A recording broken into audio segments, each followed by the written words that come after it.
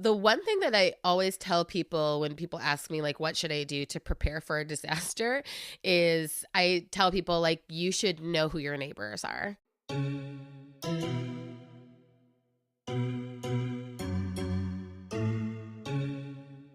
I'm Autumn Brown, a queer science fiction writer, a theologian, a mother of dragons, and a healing justice facilitator for social movements living in rural Minnesota. And I'm Adrienne Marie Brown, author of Emergent Strategy, co-editor of Octavia's Brood, writer, facilitator of primarily Black liberation work, auntie extraordinaire, doula, and pleasure activist living in Detroit. And this is How to Survive the End of the World, Our podcast about learning from apocalypse with grace, rigor, and curiosity.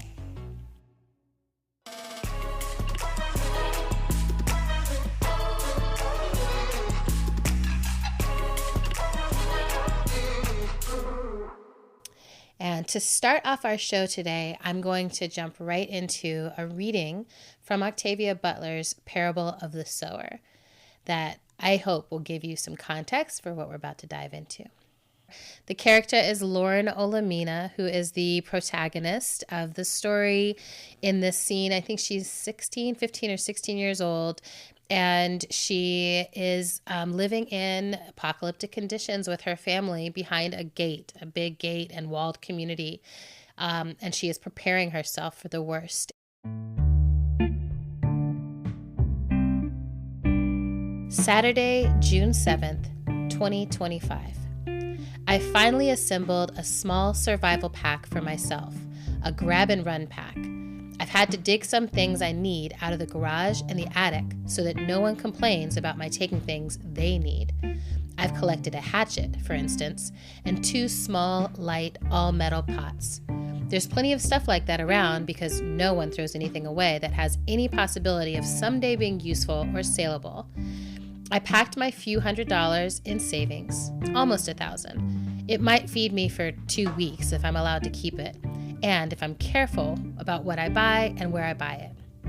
I've kept up with prices, questioning Dad when he and the other neighborhood men do the essential shopping. Food prices are insane, always going up, never down. Everyone complains about them. I found an old canteen and a plastic bottle, both for water, and I resolved to keep them clean and full.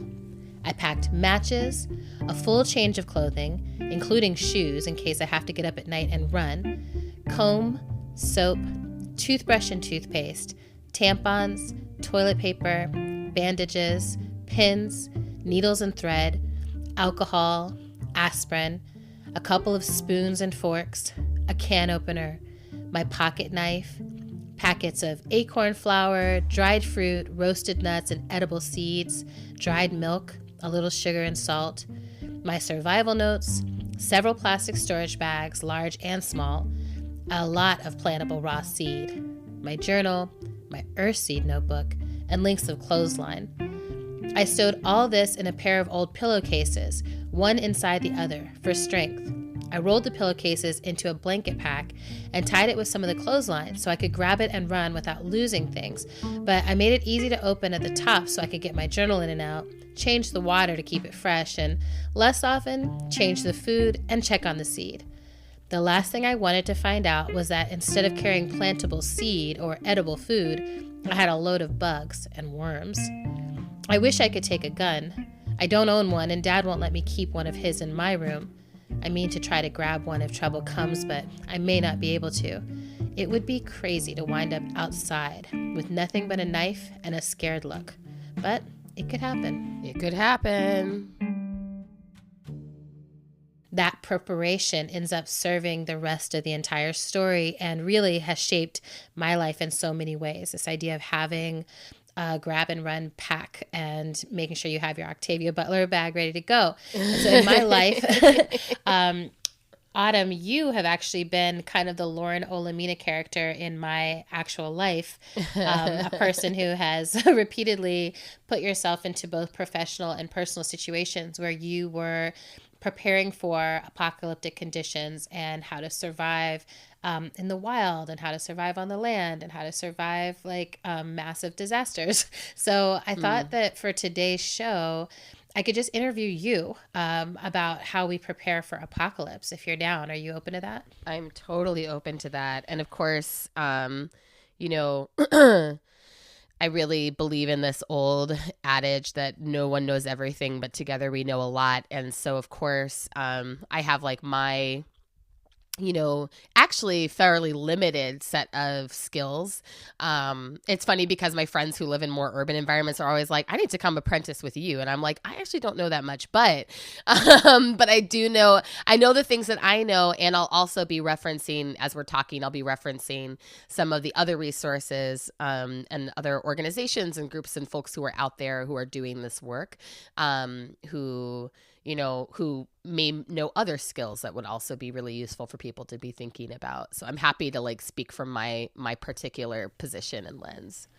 Yeah, I like that. I think we can look at it as a beginning of this kind of more tangible skill level conversation. Yeah. Mm-hmm, mm-hmm. So my first question for you then is, when did you first start thinking intentionally about apocalypse and about survival? That's a really good question. Well, so it's funny because I was thinking about when did I start thinking about it versus when did I start doing work around it?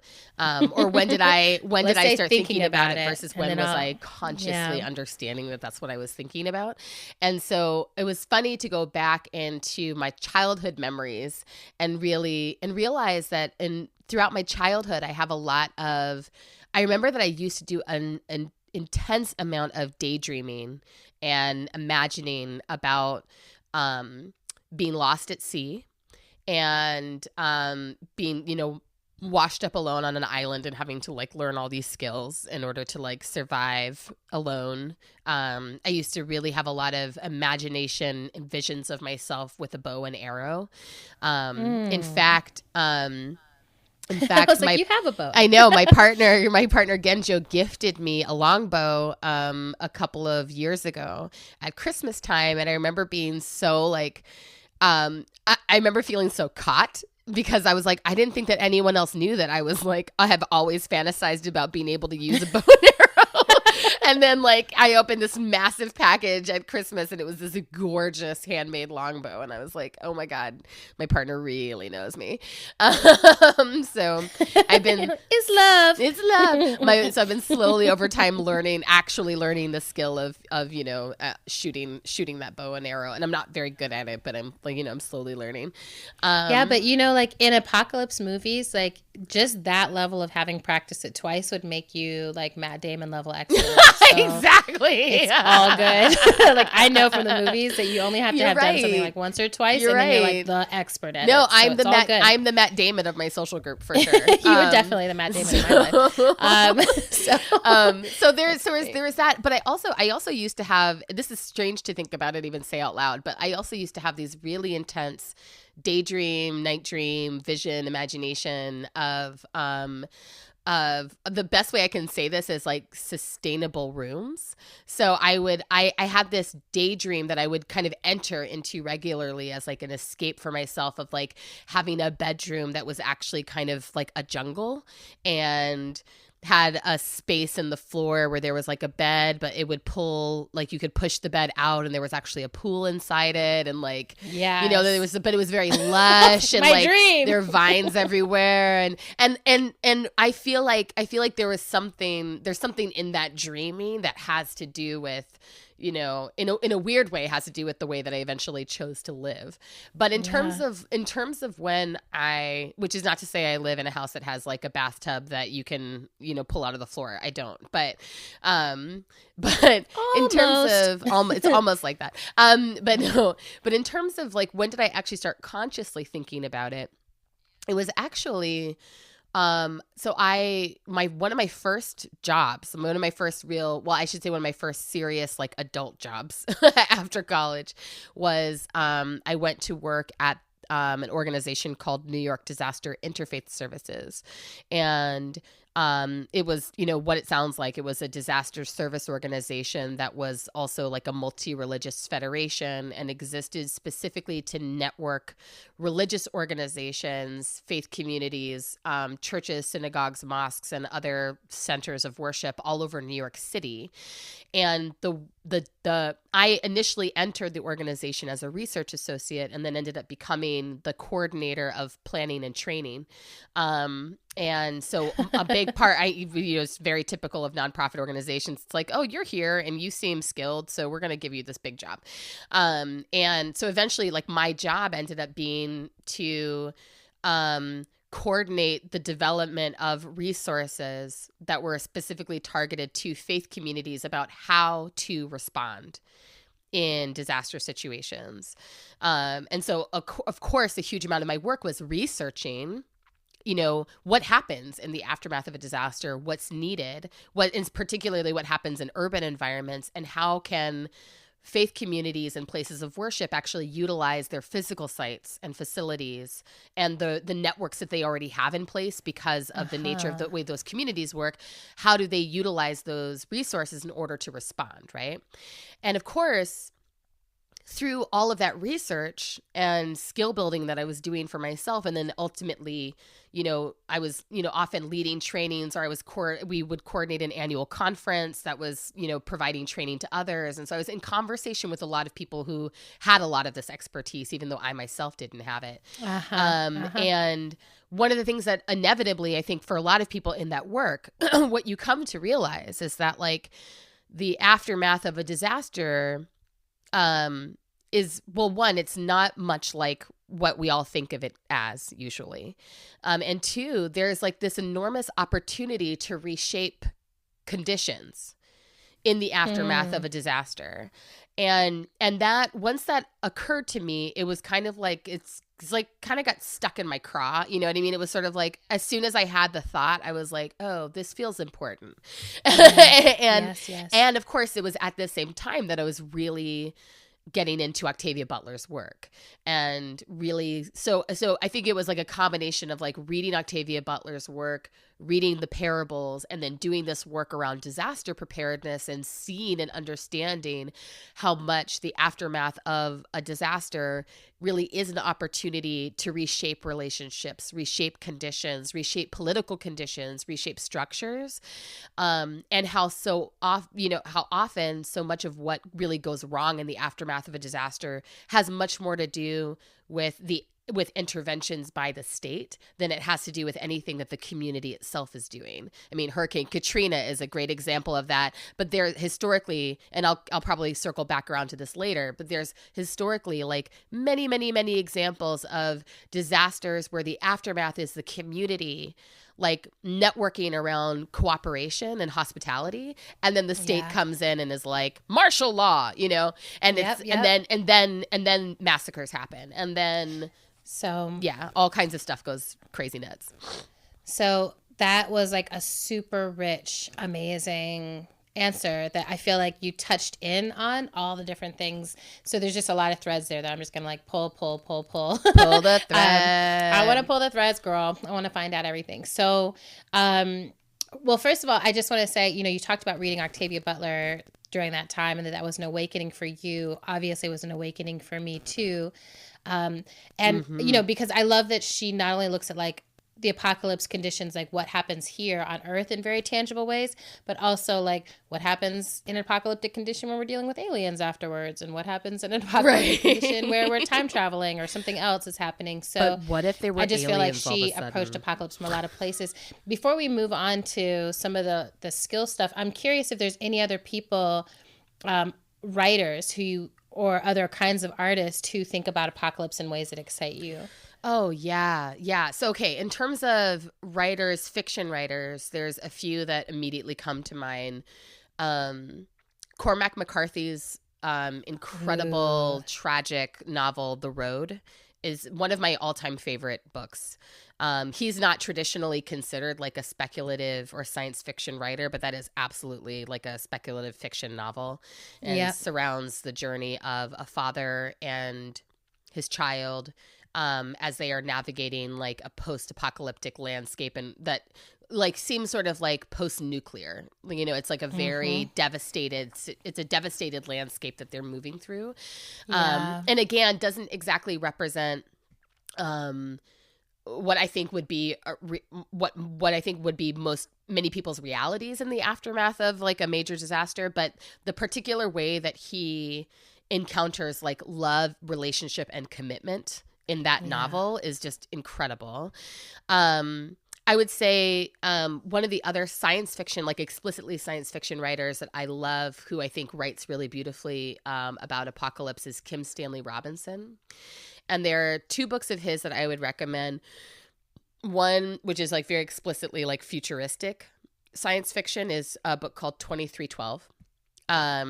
It's so good. And then the book like hurts my face because I like it so much. So and I try to smile about it. It's so good and so visionary. And then another book, the first book of his that I ever read, it's actually an alternative history of the world, is called The Years of Rice and Salt, and which I think you gave me, right? And yes, you know, because I'm such a good sister. Because you're such a good sister. And you know, The Years of Rice and Salt, as you remember, is like it's an alternative history of the world, if positing like what would the world look like if the Black Death, like the plague in Europe in like the whatever that was, the 1400s or the 1600s or earlier than that, if that plague, even earlier, it was like earlier, whatever the earlier plague was, if that had killed off the like 90% of the population of Europe and Christianity had like never successfully become a major world religion, what would the history of the world look like? So that's a fascinating meditation on like past apocalypses. Like what would it look like if a past apocalyptic moment had actually gone down really differently? Yeah, that's great. And then some other books that I think touch on this subject really beautifully include, you know, Nnedi Okorafor's Who Fears Death, and China Miéville's, anything by China Miéville, but I'm specifically thinking of Embassy Town, which is one of the books of his that I've read most recently. You know, so those are all different works of fiction that have really like shaped a lot of my thinking about like, not just about like apocalypse writ large, like the idea of like everything coming to an end, but also like what are the different things that we mean by apocalypse? Like, and I think one of the things that you and I talk about on this show is that one of the things that we mean when we say apocalypse is like the way that a community's world can come to an end, or a way that their world functions can come to an end because of contact with a different community. Yes. You know, and so like, you know, so Lilith's Brood is Octavia Butler's Xenogenesis trilogy. Lilith's Brood is a great example of that, where like it's kind of twinning those definitions, where it's like there's the version of apocalypse that's already happened on the planet. This is a spoiler. Pause now if you don't want to hear it. But this apocalypse that's already happened on the planet, where the vast majority of humans have already been killed off. And then you have this species, the Oankali, who like kind of have an intentional apocalypse that they're constantly shaping towards, which is like we are always looking for other species to genetically blend with, knowing that means that like one community of ours, like their way of being is going to come to an end because they're going to genetically blend with this other community and create something different. And that's intentional. And we do it over and over and over again, and have for, well, you know, we don't even have a real sense in the trilogy of like how long the Oankali have existed that way. Right. But it seems like it's been the way that they've always been in their genetic memory, right? So I really like that. There's a lot of work out there that I feel like has really shaped my thinking about both intentional and unintentional apocalypse. And then there is some nonfiction that I've read as well that's really shaped my thinking, which I could talk about a few of those titles now, unless you want me to come back to that later. Yeah, go ahead. I'm curious to see what you got. One book that I read a few years ago that really kind of like shook me in a core sort of way is a book called The World Without Us by Alan Weissman. And it's kind of it's really interesting. It's kind of a meditation on like how the earth would recover were we to suddenly disappear. Oh. So it looks at like what would be the natural, like if tomorrow there was just suddenly no humans on Earth anymore. It looks at what would be the process by which our massive infrastructure across the planet would slowly collapse, and what processes would the planet itself and different species on the planet utilize to recover and repair their natural environments in order to repair themselves from like human presence, or some of the toxic ways that humans have been present. So it's like drawing on things that are already happening on the planet, but then saying like, what would it look like if we just took human intervention out of this story entirely? How would the world move forward without us? And it was such a beautiful book to read in the midst of this, you know, all of this that's been going on in the last couple of decades, to just remember, right, that we aren't necessary to the functioning of the planet. And so, you know, and I think that this comes back to one of the core questions that we're asking in this show, which is like, how do we defend our right to be here? Or how do we prove that we are actually worthy of being on this planet? Because the planet would actually be fine if we weren't here. Right. And that's worth us thinking about. The other book that I've read more recently that's really shaped my thinking about disaster is Rebecca Solnit's book, A Paradise Built in Hell, which narrates a series of major disasters over the course of the last century, and talks about exactly this thing I was getting at earlier about how the community response is generally rooted in cooperation, hospitality, and reshaping essential structures, and how in almost all of these cases you can see that the actual you know, there's this real disconnect between how people experience a disaster situation and how they experience their neighbors, and how they experience the state and the work that the state, you know, the attempts of the state to regain control in the aftermath. So those would be two books that I would recommend people look at around some of these bigger questions, like how do we orient to the concept of apocalypse? And then there's a lot of other great books out there, I think, that talk about, that sort of give us a different way to orient to economic practices as a way of thinking about like, how do we shift in response to apocalyptic conditions? So I think maybe, you know, when we get to the end of this conversation, it might be good for us to go back and talk about some of those books, like Sacred Economics, like David Graeber's Possibilities, like things that are sort of like, how do we actually orient to our economic practices and recognize the possibility there? Well, and part of it, I feel like you have covered, or you have shifted how you approach your professional life in response to some of that thinking as well, which kind of flows into the next question. For me, sorry, someone was trying to call my phone. I was like, no, it's podcast time. No. Go away. Go away. So I want to ask you, you know, you spoke about the disaster preparedness, disaster relief job. And I wanted to ask you, you know, from that job and from some of the other work that you've done professionally, what do you feel like you've done that has increased your survival skills? Well, it's funny to think about like what aspects of my professional work have increased my survival skills. I mean, I think so there was a period of time in which I was working as an independent consultant, where I launched my facilitation practice, and for about, I think I officially launched my facilitation practice in like 2007, 2008. And so for about a 5-year period, I was primarily working as an independent contractor. And the hustle of that, I think, taught me a lot about survival. Yes. And because the hustle required me to learn how to like move within a lot of different systems, and also required me to learn how to navigate a lot of like personal economic challenges, that just taught me a lot about, and, you know, as we talk about in the episode that we recently did on class and money, there was just a lot of learning that I did there around like the importance of advocacy, self-advocacy, and clearly articulating needs, and having enough of a systemic understanding of how resources flow in our economy to be able to understand, like, where do I position myself in order to ensure that enough resources are flowing towards me and my family. Yeah. So there was that piece that was like a personal learning journey.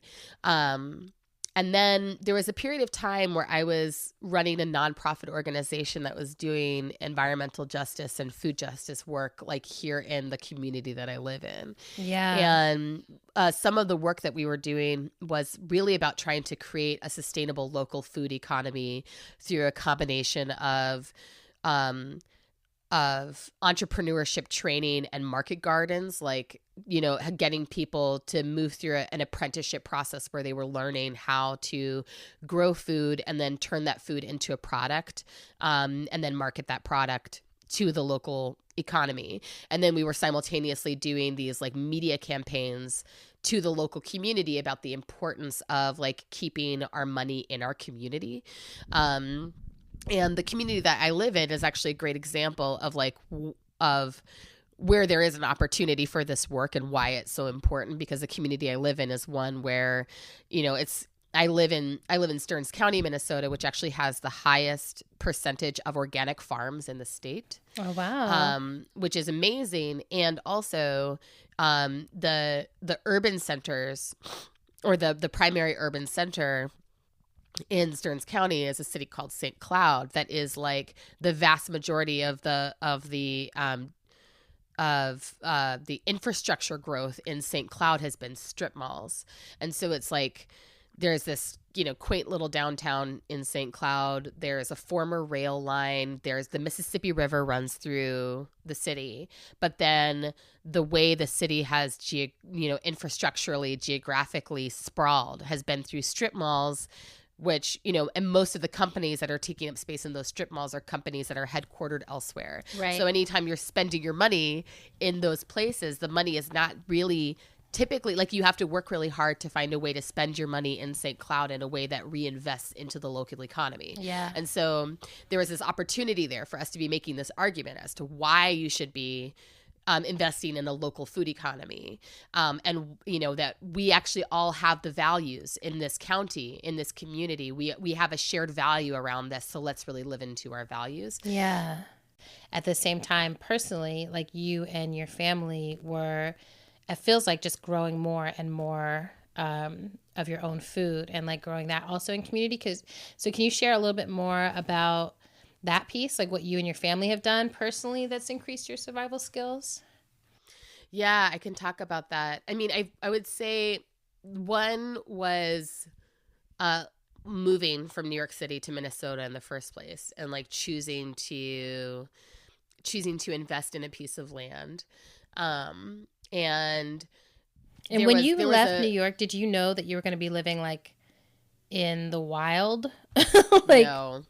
Okay. It was not like the initial plan when we left New York was to we were actually sort of thinking, oh, we'll like live in Minneapolis for a few years, and then we'll buy land. And then, like, it was sort of we thought that there were going to be some steps along the way. And then through like kind of, I would say through a series of fated accidents, we ended up buying land much sooner than we expected to, so it was like within 2 years of leaving New York City, we bought the land that we live on now.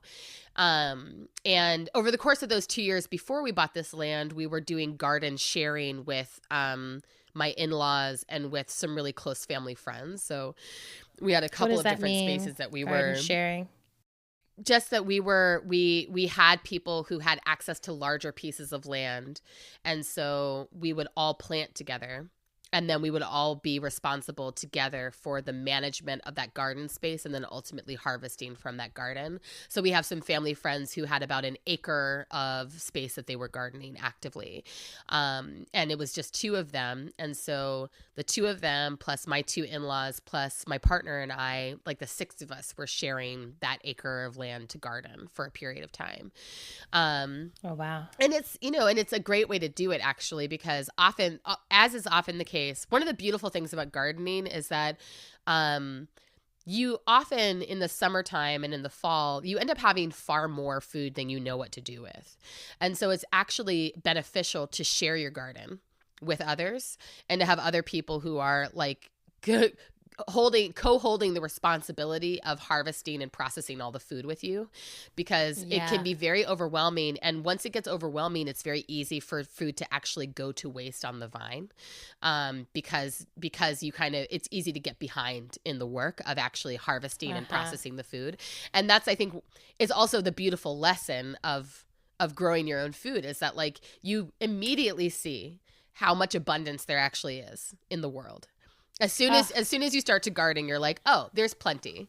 Right? There's so much. There's so much. Exactly. And it really, you know, and it's not the same thing as so much every year. No, like every year you're going to have like something that you're growing that's going to have a bad year, you know? So growing tomatoes in Minnesota is always a hilarious experience, because like tomatoes love hot, dry climates, right? And so if you have like a really, really, really wet year, then you're not going to have a great tomato situation. And so, you know, so it's like, but the same climate that's going to like make your tomatoes really great might also make your squash more vulnerable to pests. And so it's just like, it's an interesting kind of, but you kind of know that you're always going to have an abundance of something. And then you kind of have to have a plan for like, who am I giving this away to, or how am I processing this so that I don't lose it? I feel like so many of the skills you're talking about, it's like, these are these like cyclical tasks. And I think it's interesting because when people think about apocalypse, a lot of times it's like you're thinking about the, you know, running from the zombies, or, you know, I just feel like people think about the wrong things. And it's like, actually, a lot of these cyclical tasks that you can be practicing right now are the best ways to prepare yourself for any situation that's going to require governance and making decisions together and raising food together and sharing it. So I wanted to kind of get into that zone, is like, what are some of the things people misunderstand about apocalypse? And then what are the skills we really need that any individual can develop around apocalypse? Totally. Well, you know, and I think this is a big part of why I often reference Rebecca Solnit's work, A Paradise Built in Hell, and She's so brilliant. Another book that she wrote called Hope in the Dark, which I think are both touch on this really beautifully. But I think the major thing that people misunderstand about apocalypse is that it's the one, that humans turn on each other. There's a real strong narrative in our culture that like in the absence of the state, we become ungovernable, violent, and even cannibalistic. Yes. And which is just fascinating. Like, I think it's, there's of course, the conspiracy theory part of me where I'm like, that's a conspiracy theory on the part of the government to make sure that we're afraid enough to still consent to their power. Right. But obviously that's what it is. And I think that like, I don't really understand fully where some of those deep set fears of each other come from. I kind of do, but I kind of like that particular narrative of the way a disaster happens. It's just like almost never borne out by reality. In fact, one of the things that people often report in the aftermath of a disaster is how much joy they feel. Like if they survive the immediate disaster itself, like the explosion or the bombing or the flood or the tornado, people often report feeling like so alive and so joyful and so connected to their neighbors, because everyone's primary task suddenly becomes caring for one another, and like people leave their homes because they can't be like plugged into something that's giving them information. So they're having to go get information from each other. And so there's all these ways that like disasters actually force us to like reconnect with each other and reconnect with like our most basic needs and encounter each other fully as people. That I think that that's the major thing that people miss, is that like they also think that disasters are wholly horrible. And I think that it's not like it's a popular thing to say. And so I feel cautious even saying it out loud, but people often experience a lot of happiness after a disaster. Yeah, I really appreciate what you're teasing out too. It's like there's disaster, and you started teasing this out earlier, like the distinction between disaster and disaster capitalism.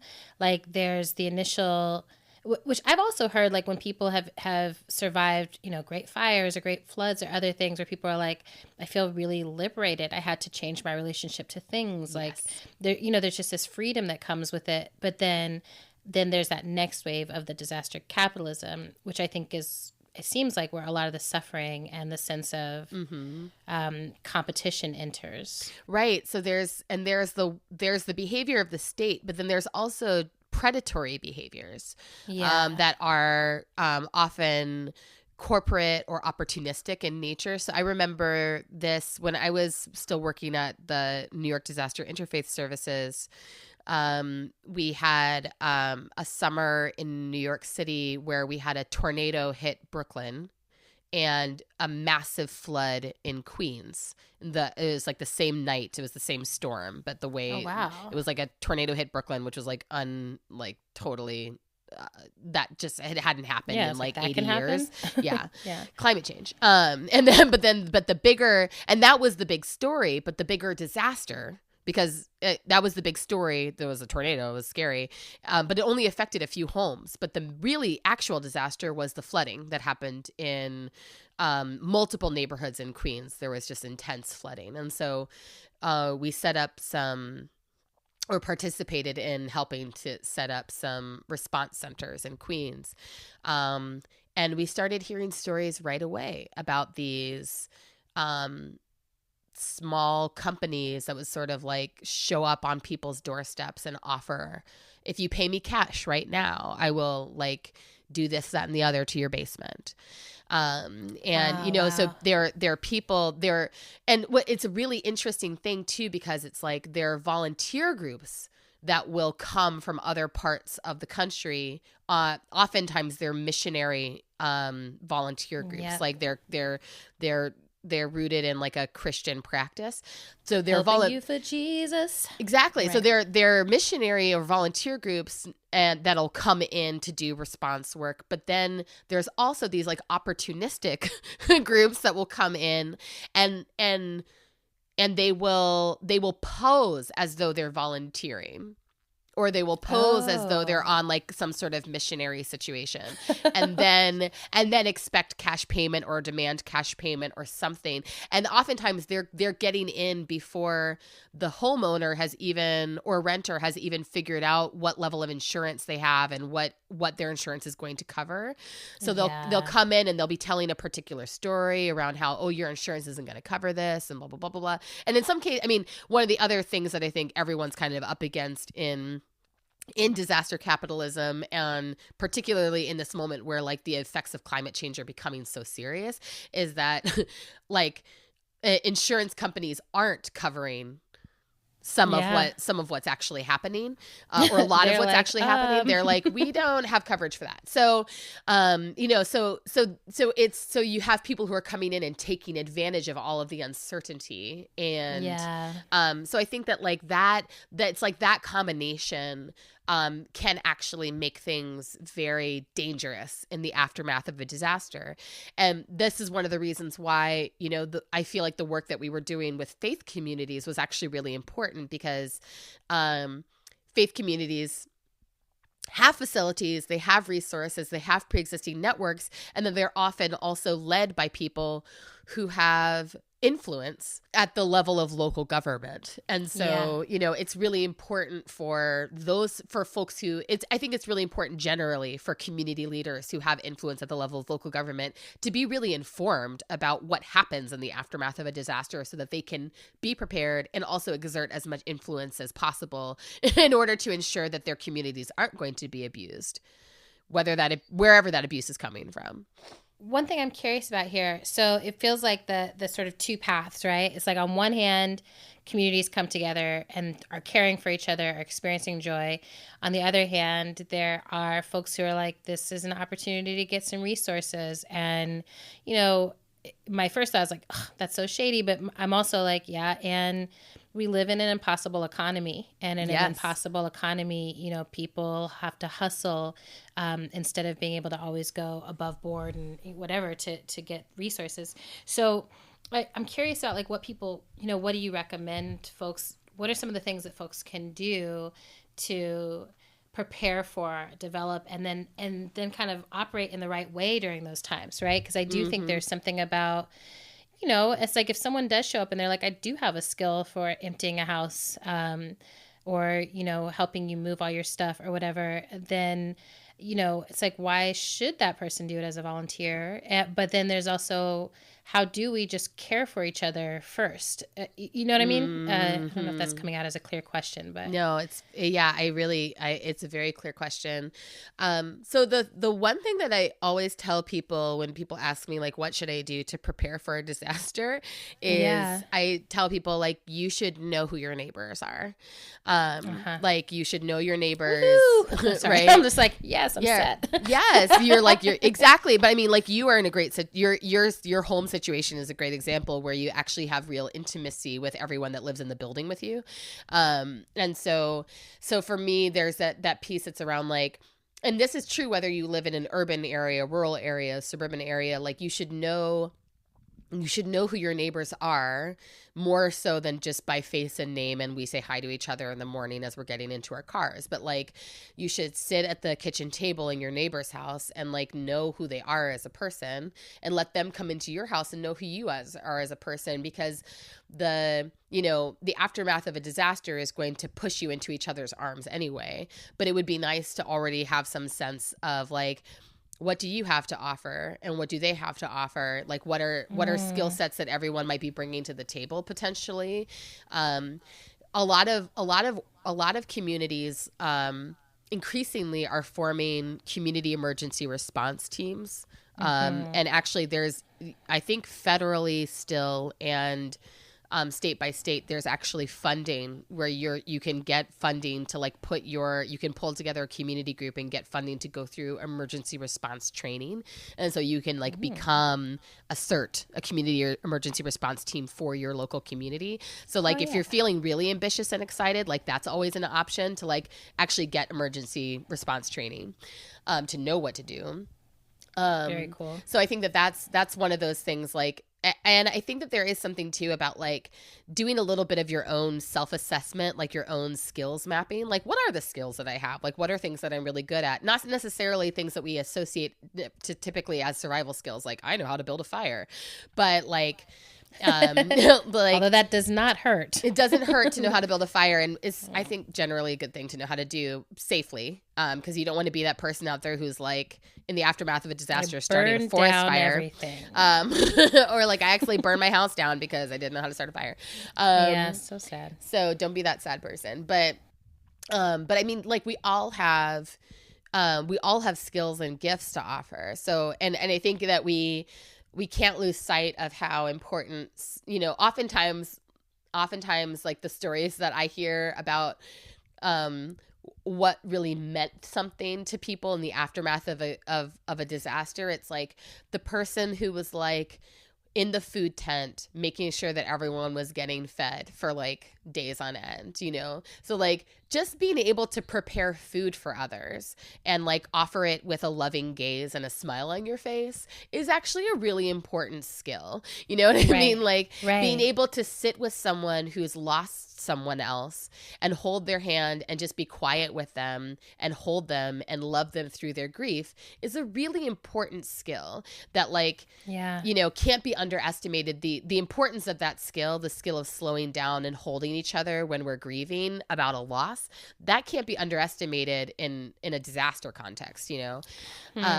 So I think those are some of the things that like, it's helpful just to map out like, what are the things that you already have to offer? And it's helpful to map out your community and have an understanding of like, what other people have to offer or what other people's needs might be. And that's another thing that, you know, people who go through community emergency response training, one of the things that they're often trained to do is identify what the needs in their community are. So like if you're going to be responsible for responding on behalf of your community, you're going to want to know like who are the people in your community who for whatever reasons are not able to leave their home, and what is the plan for ensuring that those folks are safe if there's a need to mobilize, right?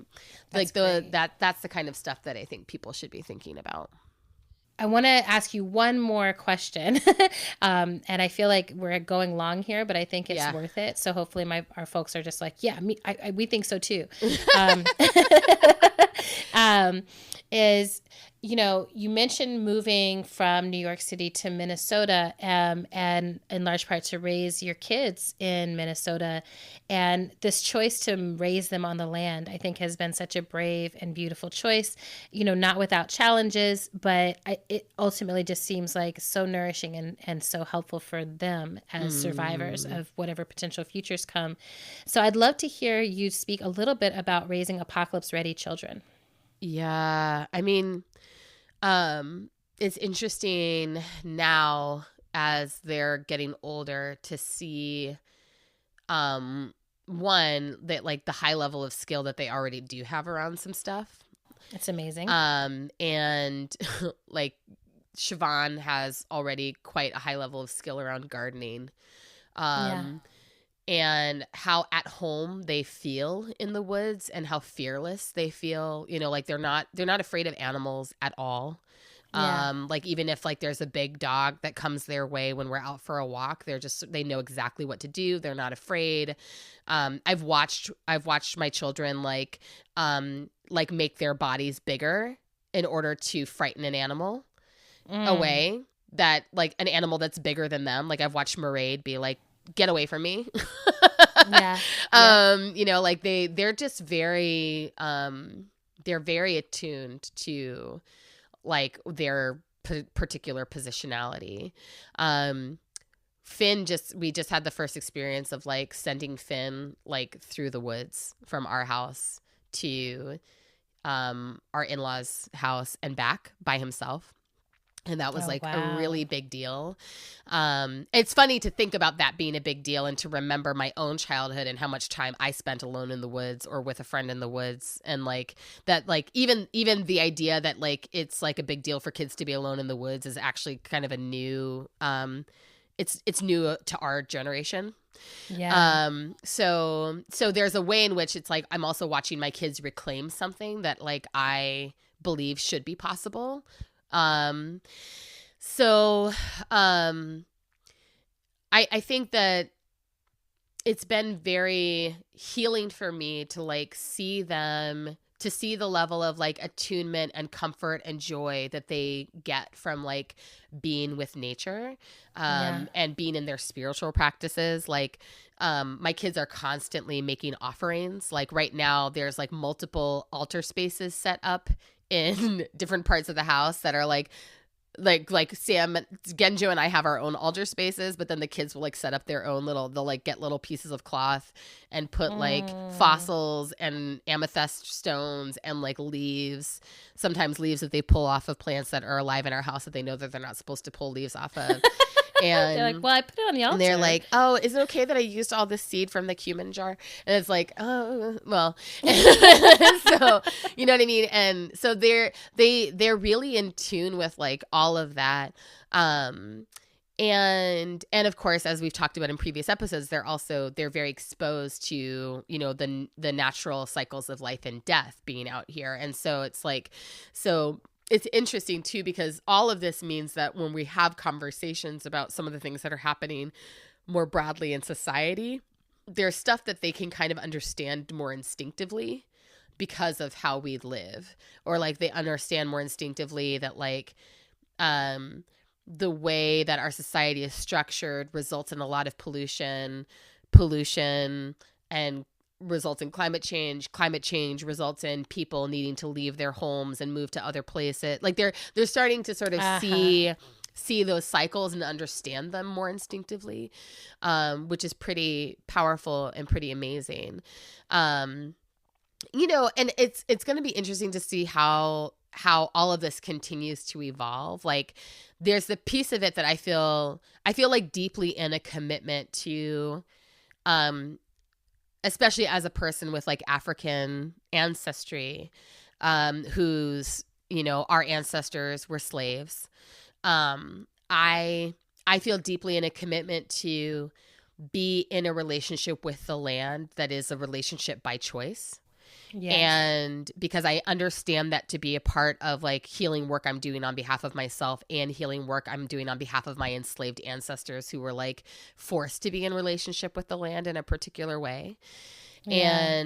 And so like I'm trying to do that healing work, and I feel like my kids getting to be in relationship with the land in the way that they are is also part of that healing journey.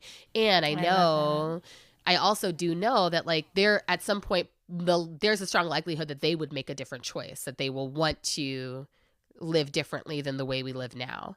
But I'm preparing them for an eventual possibility that like the thing that I got to go and have access to, like going off to a private college for 4 years, like by the time they're reaching adulthood, that might not be something that people do anymore. We don't know how fast things are going to unfold.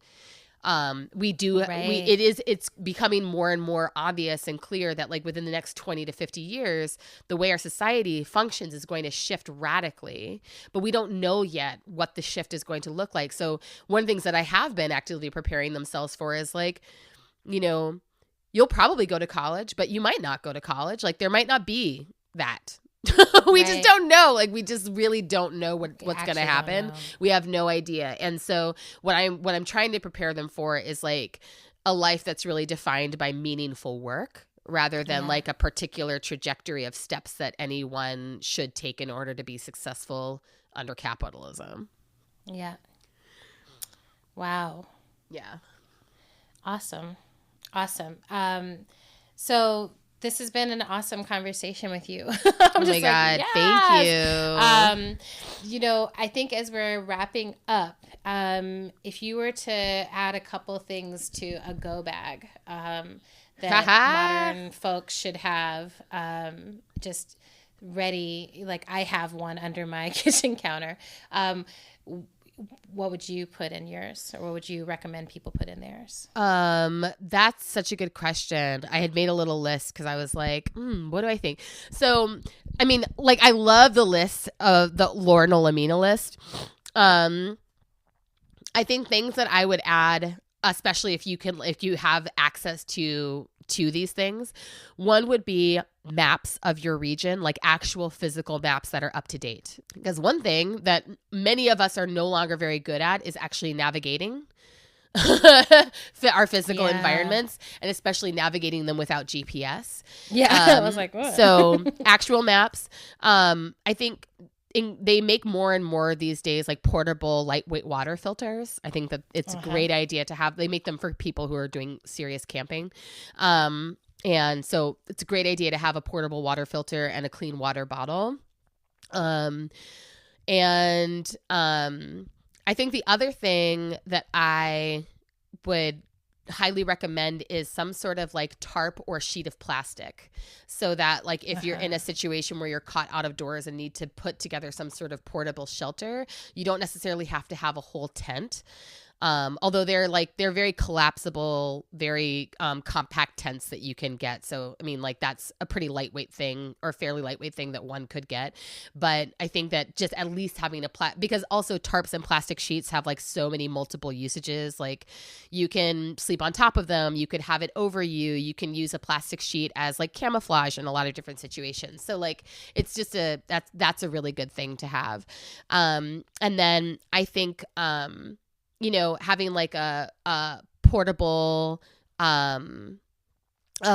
cooker and portable gas can be a good idea if you are carrying like non-perishable food with you that needs to be cooked over a fire, but don't necessarily have time to like build a fire. You can get like it's camping equipment essentially, but you can get these like canisters of gas that have these screw top cookers that they screw onto the gas canister itself, and then you light them and they cook whatever it is that you put on top. That's great. Yeah. There's a lot of things. Like for people who are like into equipment, There's like so much out there. Yeah. Well, and I think it's really interesting, right? Because I do think I'm like, there's like stuff that you want to have ready to go.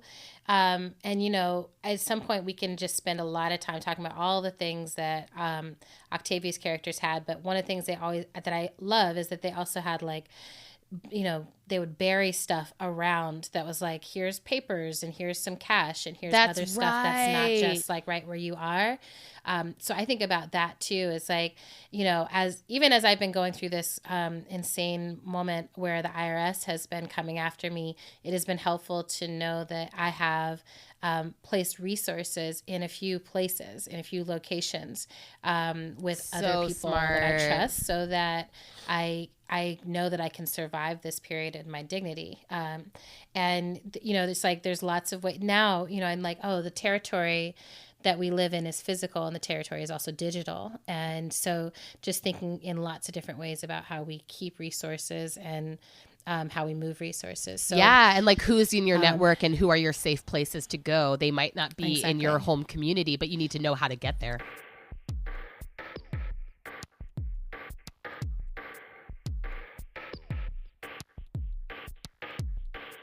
Thanks for listening to our show. We're on Twitter and Instagram at End of the World PC. We're also on Facebook at End of the World Show. You can make a sustaining donation to our show by visiting our page at patreon.com/endoftheworldshow. And I just want to say we're so excited that we have passed 100 patrons now. It feels like y'all really care. Thanks. Thank you. Another incredibly helpful thing you can do to help our show sustain itself is write us a review on Apple Podcasts. If you're an iPhone person, thank you for doing that. How to Survive the End of the World is produced and edited by the incomparable Zach Rosen. Music for today's show comes from Mother Cyborg, Tunde Olaniran, and Blue Dot Sessions.